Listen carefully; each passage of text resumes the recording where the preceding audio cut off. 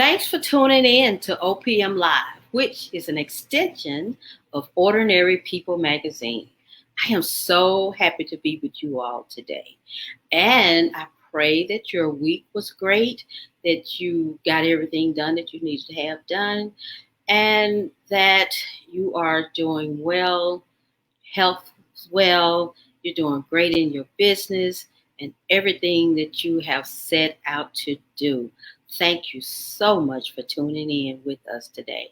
But today we have a great show. We are completing our topic or our conversation that we began with, entrepreneurship before or after retirement. And our guest today is Mrs. LaToya Datson. She's an awesome woman of God. She is a cancer survivor, so she's going to tell us a little bit about herself. And I am going to bring her in now. But before I bring her in, I wanted to thank our sponsors. Let me get that information. And our sponsors for the show is Vimasha Enterprise, LLC, Southern Eagle Music Group, It's a Raised Vision, and Gemstones and Trinkets. And thanks again to all of our sponsors. And now we're going to bring in our guests. Hi, Mrs. LaToya Datson. How are you? I'm good. How are you doing? I'm doing great. How was your week? It was pretty good. No complaints. I had a procedure a few weeks ago, so I'm still kind of going through the recovery phases of that. But other than that, I have no complaints. Great. None at all. How's the weather where you are? It's beautiful. It's beautiful here in Memphis, Tennessee. I'm looking forward to getting outside in it today and just relaxing and on my back, in my backyard and just taking it all in. It is absolutely beautiful today. Well, we're so excited to have you with us today. So we're going to begin with you sharing a little bit about yourself with our audience. Okay. Go ahead. Okay. Well, my name is LaToya Datson. I am a mom of 3 boys. I am a wife to my amazing husband, Derek Dotson, in which we will be married 14 years this year. So thank you. Thank you. And I am blessed. Last year I was diagnosed with triple positive breast cancer, stage 1. And as of May 5th, I was able to ring the bell. And I am now cancer-free, thank God. Thank God. Yes, God is good. I launched Pink Savvy Incorporated in 2014. So that was 5 years before I was ever diagnosed with breast cancer. And it had been a vision and a place on my heart to help these women. And it started out as a volunteer opportunity. And I saw a lot of need for different things, especially one-on-one care. We had a lot of organizations that donated towards research and different things of that nature, but we didn't have a lot of organizations that walked hand in hand with women as they, went through the process. And so that's how I started out as a chemo companion. Actually with my mother-in-law, because my mom was diagnosed, but she was stage 0. So she didn't have to go through any of the chemo or anything like that. After she had her tumor removed, she was free. She was done. Thank God there's been no reoccurrences or anything. So she's been good. My mother-in-law, on the other hand, was diagnosed with stage 3 triple negative. And she had to go through a strenuous amount of chemo and radiation and surgeries. And I got the opportunity to be there and walk through that process with her. She is now a 15-year cancer survivor as well. So God brought her through that ordeal. And I just continued to serve and volunteer even after they were in remission. And, God placed it on my heart to start the organization, and I named it Pink Savvy. I mean, he gave me all of these things, and we've yet been functioning and helping women and, walking with them along the way through this process. And me knowing now, more what it takes and what it takes out of you emotionally and mentally. I only before saw the physical aspect, but now walking that journey, it has taught me so much more about what women need. And my heart's desires continue to be there for these women as they go through this process, because it is tough. It's a tough battle. I'm sure that it is. My sister, my youngest sister, uh, how did I forget my sister's name? My youngest sister, Barbara Ingram. Yeah, at this age, I guess you forget a lot. But my youngest sister, Barbara Ingram, I believe her last name is. She's also a cancer survivor. My cousin Janet Chestnut is a breast cancer survivor. That's awesome. That is what I was going to ask you coming into our question about your organization that you started, and Mm-hmm. it's called Pink Savvy. Mm-hmm. And how did you come up with that name?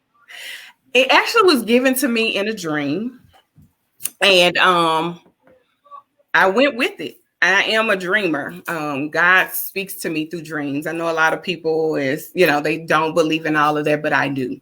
And he speaks to me through dreams. And when I dream, I journal. So as he gives me things, I write them down. And he gave me the name Pink Savvy, I want to say maybe 4 years before it ever launched. Oh, wow. Oh, wow. I know God works. The way he trains you is unbelievable. Mm-hmm. So unbelievable. I mean, in my own story of creating Ordinary People magazine, definitely was not my idea from the beginning to ever produce a publication. So I definitely understand that, how God gives you you things through dreams. Mm-hmm. So what would you say is the most driving force that caused you to become an entrepreneur? I mean, was that your driving force? It wasn't at first. I still worked up until going through this process of dealing with breast cancer, and getting into the work. My goal was to actually, be able to do it full time, because I felt like I was not doing the work that God had placed inside of me to do, working a 9-to-5, trying to be with women. I would actually leave on my lunch break, go to West Cancer Center, sit with somebody on my lunch, and come back. And I just felt like it wasn't enough, just to do it. Even though they were grateful, I just felt like I could not do what he was calling me to do, working a 9-to-5. So it was hard. And, my husband and I both have always had 2-home income. So I've worked basically all of my adult life. Even as a teenager, I worked. But that wasn't the driving force at first. I just wanted to do the work. I just wanted to help people. But then you get in it and you see how much is needed. It's like, how can I do this? Like, how can I do this? Work a 9-to-5, be a mom, a productive mom, be a productive wife, not neglect my family, and do all this other work as well. Right. So yeah, it comes down to, you just want to do the work that God has actually given you to do. And that's what it boils down to, period. Absolutely. And it's fulfilling. It when is. You, serve in your community. It's a great feeling. It's a feeling that's really hard to explain, but you get so much joy in serving. Yes. Not asking for, monetarily, yes, but just genuinely serving from the heart. How God leads, and it's amazing. That it's hard to explain. Yes. But those who have experienced this awesome feeling, I think everyone has the same story. It's like, I really enjoyed doing this. Yeah, you enjoy. I don't think you could do entrepreneurship or nonprofits. For me, I don't, because seeing what I see, you really have to have a heart for people. You have to have a heart to do the work. And entrepreneurship is not for the faint of heart. It really isn't. Now, it's not for the faint of heart. at all, because you're giving your time. Then of course you're going to run into people that's going to actually abuse your kindness. They're going to take, you know what I'm saying, they're going to take advantage of that, and they're going to play on what it is they know you have a heart for. So you go through all of that in those different experiences in entrepreneurship, and it sometimes gets to you, but it's just like, okay, God, strengthen me, you know, allow me to be able to discern who it is that I should be helping, because everybody is not your assignment. And that's one of the things that I had to learn, because I wanted to help everybody. You know, I wanted to support this person, be here, do that. But God sends you who you need. He really does. He sends you who you need to help, and he'll lay those on your heart that you need to reach out to help. So it's all a part of entrepreneurship and learning. The nonprofit sector of entrepreneurship is a whole nother can of worms, but but it's worth it. I have no complaints about it at all. It's worth it. And the hours are long. Yes. The hours are long, and the pay may not be what we had anticipated from the beginning. Right. But if you stick to it, my thing is, most entrepreneurs I know, it's a passion. It's something that was a passion, and it just happened to turn into that. But when you have a passion to do, you don't necessarily think about monetarily. Yeah. Because I say what I always say: the money will come. Just, you know, don't focus so much on the money. Yeah. Ooh, thank you, Lord. But money will come. You know, as long as you are true to what it is that God has given you to do. Yes. And you have a complete passion for it. And then you will have great integrity. Yes. You know, don't be trying to scam somebody. But right. Integrity and everything that you do in excellency. And I think those things are key, you know, to having and build relationship with those who those who God has given you to work with. Yes. And the money will come. Indeed. Great business relationships, you know. I think those things are really, really key. Okay. Yeah. What has been the most difficult thing on this entrepreneur journey for you? Let's see. I think seeing the women losing people, for me, that's the hardest. You know, working with the women that you know, see you're diagnosed with breast cancer, and then you're walking alongside them, and then they pass away. That is the hardest for me. That is the hardest for me. I get choked up thinking about it, because it's really, like you said, you have to have a passion for it. And when you lose people along the way to it kind of does something to you. It almost kind of shakes you, like, Lord, am I equipped for this? Because it just stings, you know. Also finances, the financial part of it, because Lunch and Pink Savvy, I funded it all out of my pocket. Which probably wasn't a smart thing to do at all. Most of us start out funding ourselves. Smart thing to do, because me and my husband had a lot of hassle, you know, back and forth conversations with me spending a lot of, you know, our income. I'm thankful that he stuck with me with it, but I'm not going to say that it wasn't a trying time when I was trying to step out on what God, you know, wanted me to do. And he was like, babe, just wait, you know, just wait. And I'm like, no, I can't wait. Like, he's giving me this to do right now. I just need you to support me. So we did kind of clash sometimes about finance, because the husband doesn't always see, or vice versa. The wife may not always see what it is that may not always see what, you know, God has given you. But I'm thankful that he supported me and that he stood by me. But yes, the financial part was hard. because like I said, I funded a lot, getting the 501c3 paperwork done.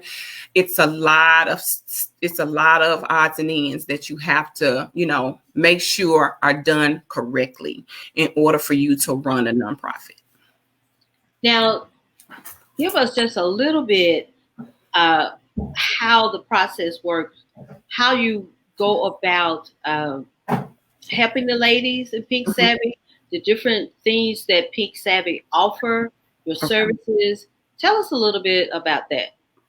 Well, we sit with women, we go visit them, if they don't have anyone to be with them at chemo treatments, we offer our services to go be there with them while they sit through treatment. If they desire to have someone there with them, we also give out these things called Fierce Fighter kits, which are like chemo care packs, but they have a little bit more in them because for me, which I find with a lot of women that go through this, we lose eyebrows and eyelashes and hair.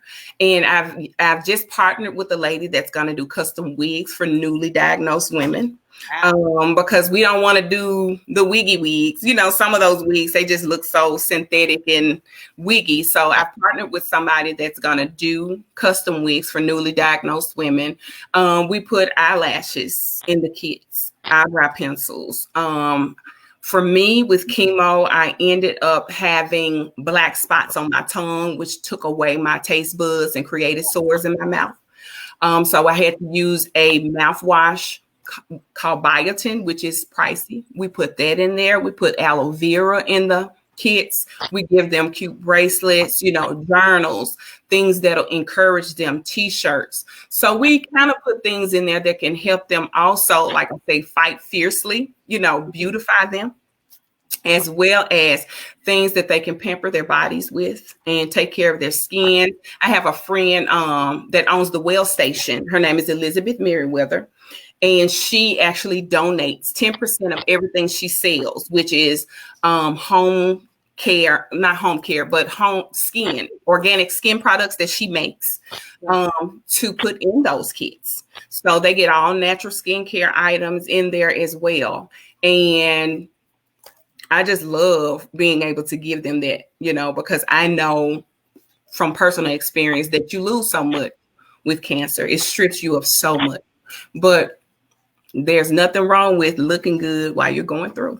So I want them to be able to still find beauty in going through, even though it's hard, still find beauty in there. Continue to, when you look good, you can feel, it makes you feel better. It does.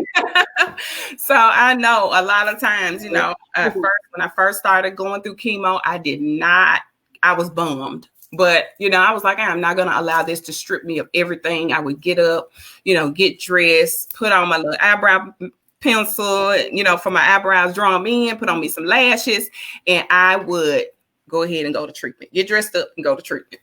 And it made me feel better. It made me feel good. So every little bit helps. When you're going through a hard time, every little bit helps. So that's some of the things we do. We also celebrate women that are survivors. We normally would have a yearly event called the Denim and White Wine Down, which we would pick 3 survivors that would speak, and we would honor them. And we would also pick a family of someone that was lost a person, and we would give them a trip, their family a trip somewhere for a weekend. But yeah, we try to do our best to, make sure that we honor the women that we come in contact with that have fought cancer, and even the ones that have passed away from breast cancer. That's really beautiful. You're doing a wonderful, wonderful things for these women. Now, do you select the ladies, or do you go to a center and you go to like a cancer survivor center, or? Well, I'm actually connected with a lot of ladies. People, inbox me. I have a friend that's going through this, and that's how I'm normally connected, or they find me on Facebook, and I try to help them all. I don't like pick and choose. I don't, because I know what it feels like to go through it now. So it's like, whatever I can do to help you, I'm going to help you. Okay. That's really wonderful. That's really great. Oh, wow. You are doing such an amazing job with everything that you do with these women. Thank And you. I know it could be tough, Mm-hmm. especially when you come in contact with one, you've been with them for a long time, and then you have to have that sting that they Yes. passed on. So I can only imagine how that actually feels. It's hard. So, uh, will you share a little bit of wisdom with our audience? With about entrepreneurship or just overall? Entrepreneurship, overall, something, a lesson you have learned during this whole journey, dealing with um, your cancer and those, just give us a word of wisdom for the women who may be watching this, who may be feeling a certain way at this Mhm. particular time. Um, just share a little bit of wisdom with us today. Okay. First of all, I just want to say always put God first. Always, always put God first. Pray. Um, keep prayer over your family, over yourself. In entrepreneurship, I would say a lot of people get down because they find out that people that they thought would support them don't support them. Absolutely. God will send who it is that you need to support you. That was one of the biggest bummers for me, realizing that I had people that I knew that I thought would be in my corner, but never showed up. But I also realized that everybody is not for you, and that's okay. That's okay. Still love them, wherever you need to love them from a distance, but still love them, and don't allow that to contaminate your heart or contaminate your spirit and not drive you to do. I wouldn't even give it the time of day. Keep pushing, because that will take your focus off what it is, the vision that God has given you. So don't even give it any energy. Keep doing what you're doing, because he will send who it is that you need to support you and walk alongside you on whatever it is that he has given you to do. Um, Another thing is affirmations. I found that affirmations help me a lot to speak what God has said, who I am over my life each and every day. And that's exactly what I do. No matter what I face, no matter what I go through, I speak his word over my life. And that's the advice that I would give to you. Keep pushing. Even though it's hard, keep pushing. Sometimes you have to revamp what it is you desire to do, and it may look totally different than what you pictured before. Keep pushing. Don't give up. If God has given you something, don't give up. So that is my words of encouragement, my words of advice. Because at one time I thought that it wasn't for me. And I was like, God, did I hear you? I know I heard you. I know I heard you tell me. Yeah, like I know I talk, because at one time my entire board, like people moved away and I was left. It was just two of us, because everybody on my board ended up moving to a different state. And I said, God, what's What's going on? like what's going on? Because I really want to do this work, but it's a lot of work to do alone. It's a lot of work to do on your own, but he has really, really given me the strength. He has given me the people, and going through this process, oh my God, he has connected me with so many amazing warrior women. I can't even begin to tell you the people that he has connected me to. And I know that he is opening the doors of opportunity for me to be able to help more women. And it's not about getting recognition for anything for me, because people will tell you I will allow somebody else to speak in my place. I don't have to have a spotlight. I just want to do the work. Half of the things that I do not publicize. I do not post, because it's not about that for me. It's about what God has for me to do. I want him to be glorified in what it is that I do, not me. I could care less about getting any kind of, accolades for it. But I want those women to be blessed, and I want God to be glorified, and I want to exemplify Christ in everything it is that I do. And that's it. That's awesome. That is really awesome. share with our audience how they may connect with you, how they may uh, give a donation, anything that they can do to help Pink Savvy and you with this awesome organization. Just give us your contact information, how they can connect with you, and then also I will put it in the comments. Okay. Well, you can connect with Pink Savvy. We have a website. It's www.pinksavvyinc.org. I don't have the Fierce Fighter kits on there yet, but you can purchase them. I'm thankful. My bell ringing day, I was able to, I think 12 were bought. They're $45 each. And I've been able to gift them, which I hate, because that means women are newly diagnosed. But I'm also happy that I'm able to give them some amazing tokens of love that come from us. They are $45. You can cash at me at $ She's Savvy.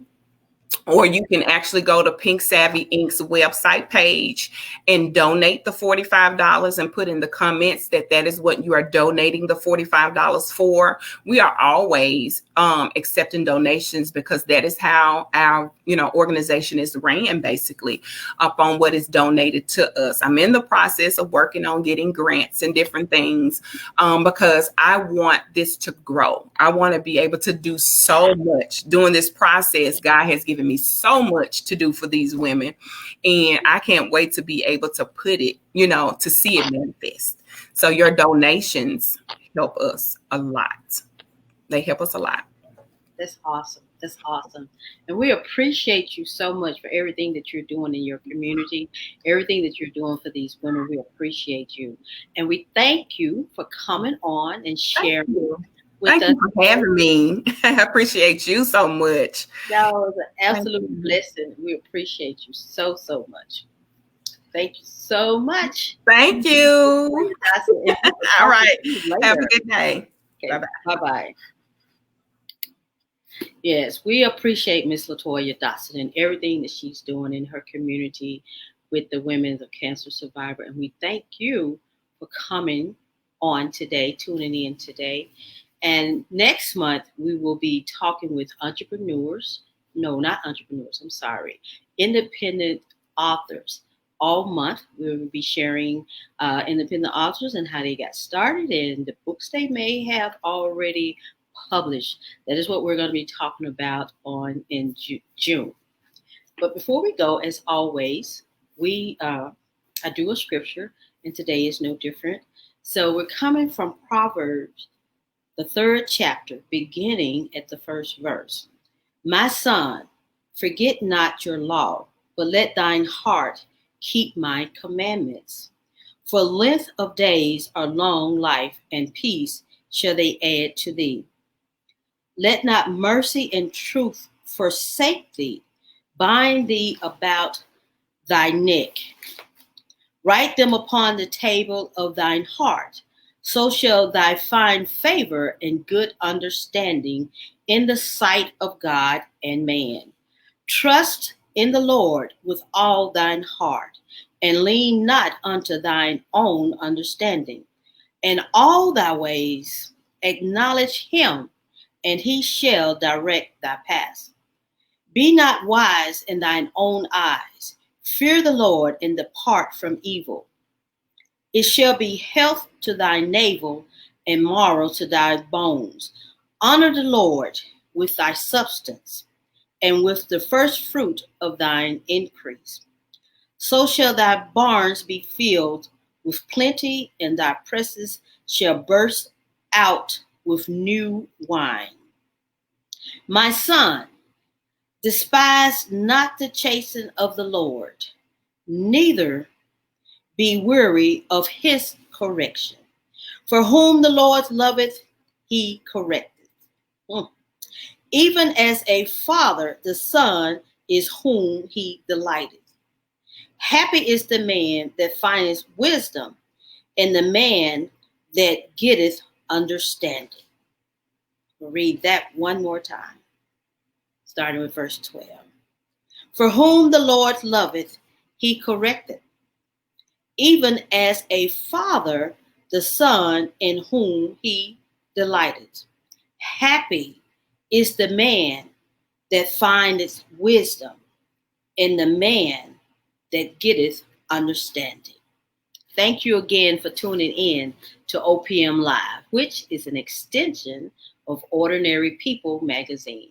I am your host, Verna V. Nickelberry. And as we always say, love, peace, and increase, and the ordinary, is the extraordinary. Be blessed today and have an awesome weekend. And until next time, we'll talk with you. Bye-bye.